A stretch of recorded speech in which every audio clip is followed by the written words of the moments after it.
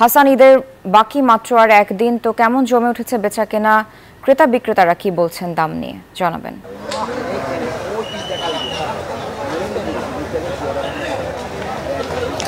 ধন্যবাদ সারা।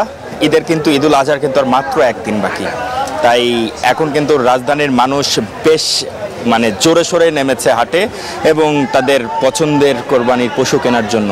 এবং তারা কিন্তু সকাল থেকেই কিন্তু এই গাবতলীর হাটে আসলে অবস্থান করছেন এবং এক কথায় ক্রেতা বিক্রেতার যে দর কষাকষি সেটাতে কিন্তু এখন বর্তমানে সরগরম এই গাবতলী পশুর হাট। এইখানে কিন্তু বিভিন্ন ধরনের পশু এসেছে এবং তারা কিন্তু ক্রেতারা যেটা বলছেন সেটা হচ্ছে যে বিক্রেতাদের চাহিদার শীর্ষে এবার কিন্তু ছোট এবং মাঝারি আকারের গরু, এবং বিক্রেতারা যেটা বলছেন যে সাধ্যের মধ্যে যেটা হচ্ছে সেটাতে তারা শুকরিয়া আদায় করবেন। তবে এবার আমরা সরজমিন যেটা দেখলাম সেটা হচ্ছে যে ক্রেতাদের আসলেই কিন্তু ছোট এবং মাঝারি গরুর প্রতি চাহিদা অনেকটা বেশি। তবে এই গরুর হাটে কিন্তু আমরা যেটা লক্ষ্য করেছি যে বড় আকারের গরু কিন্তু অনেকটা বেশি আমদানি হয়েছে এবং বিভিন্ন দেশের বিভিন্ন জায়গা থেকে কিন্তু এই যে গাবতলী পশুর হাটটা, এটা কিন্তু ঐতিহ্যবাহী হাট। এই হাটে কিন্তু এসেছেন দেশের বিভিন্ন জায়গা থেকে বিক্রেতারা।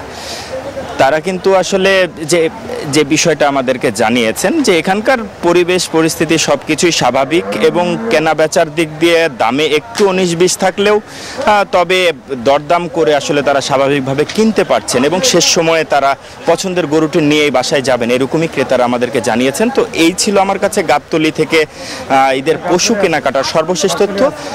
খুলনায় আছেন আমাদের সহকর্মী, তিনি জানাবেন যে সেখানকার আসলে পশু কেনাকাটার কি অবস্থা।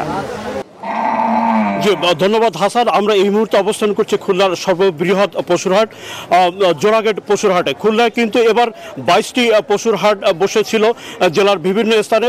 শহরতলি এই হাটগুলো কিন্তু ইতিমধ্যে শেষ হয়ে গেছে, এখন কিন্তু জমে উঠেছে এই শহর কেন্দ্রিক এই জোড়াগেট হাটটি। এখানে কিন্তু প্রচুর পরিমাণে কিন্তু আসলে গরু এসেছে, বড় আকারের গরু এসেছে, মাঝারি ছোট আকারের গরু এসেছে। একটা বিষয় জানিয়ে রাখতে চাই, যেহেতু শহর কেন্দ্রিক এই হাটটি, এই হাটে কিন্তু একেবারে শেষ মুহূর্ত পর্যন্ত বেচা কেনা হয়ে থাকে। ঈদের দিন সকালেও কিন্তু প্রচুর পরিমাণে ক্রেতা এখানে আসলে সমাগম ঘটে। শহরের বাড়িতে গরু রাখার আসলে জায়গা না থাকার কারণে কিন্তু ক্রেতারা আসলে অপেক্ষা করে থাকে। একটা বিষয় আমরা দেখেছি যে হাটে প্রচুর পরিমাণে বড় গরু থাকলেও কিন্তু পর্যাপ্ত পরিমাণে ক্রেতা কিন্তু নাই। এবার মাঝারি আকারের গরুর যেহেতু চাহিদা বেশি, সেখানে কিন্তু এই গরুর দামও অনেক বেশি।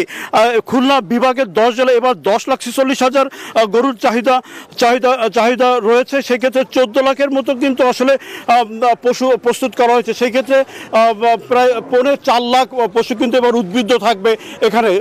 বিক্রেতারা বলছেন যে তারা পর্যাপ্ত দাম এখনো পান নাই, এই কারণে তারা শেষ মুহূর্ত পর্যন্ত এই অপেক্ষা করছেন আসলে পর্যাপ্ত বা তাদের চাহিদা মতো দাম পাওয়ার জন্য। তো জমজমাট হয়েছে খুলনার পশুর হাট।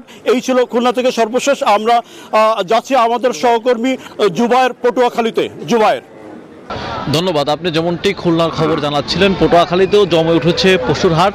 আমি এই মুহূর্তে রয়েছি পটুয়াখালীর বাদুরা বাজারে। এটি পটুয়াখালীর একটি ঐতিহ্যবাহী বাজার।